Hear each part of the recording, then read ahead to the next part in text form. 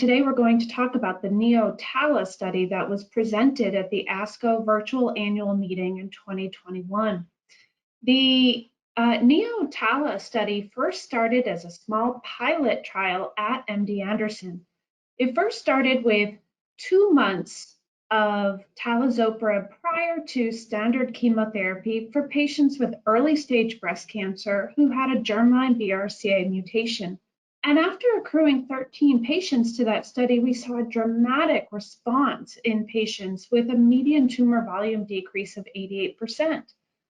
Given that and the ease of taking a pill once a day versus polychemotherapy, we expanded the study for 6 months of talazoparib therapy, then surgery. And what we found for patients with germline BRCA mutations that were HER2 normal or wild type was a significant pathologic complete response rate. It was the first time we've ever seen a pathologic complete response to a single targeted agent in patients with triple negative breast cancer.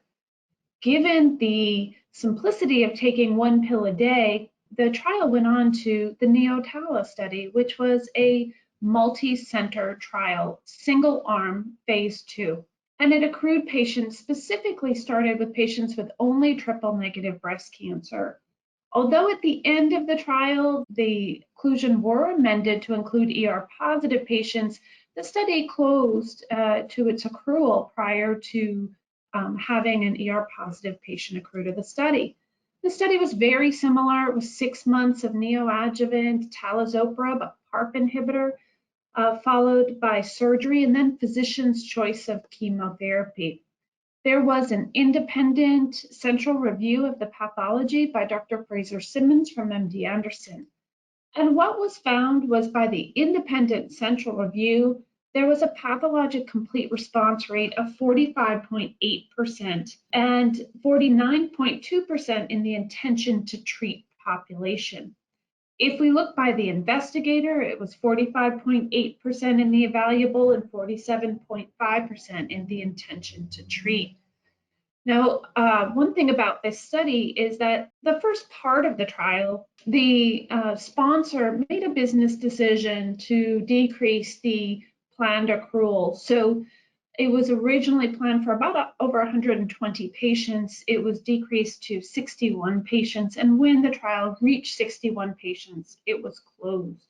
The biostatistical plan was for PCR rate to exceed 45% with a 0.8. But the posterior probability in this trial was 0.55. When we look at toxicities, the toxicities are what we see with PARP inhibitors, so fatigue, nausea, and specifically with talazoparib alopecia, which we don't see as much with the other PARP inhibitors. But anemia is often the dose-limiting toxicity, and 11 out of 61 patients had some treatment-emergent SAE, and grade 3 anemia was the most common. 33% had dose interruptions, 39% dose reductions, and 33% had transfusions due to their adverse events. So this trial showed in a multi-center fashion that patients who took a single agent pill once a day did have a pathologic complete response rate of 45.8 by the independent reviewer in the evaluable and 49.2 in the intention to treat. It is comparable to those observed with a combination anthracycline and taxane chemotherapy regimens. I think there's definitely more work to be done in this to decrease the exposure to chemotherapy, the simplicity of the treatment. Certainly the adverse event of anemia continues to be an issue with this class of drugs.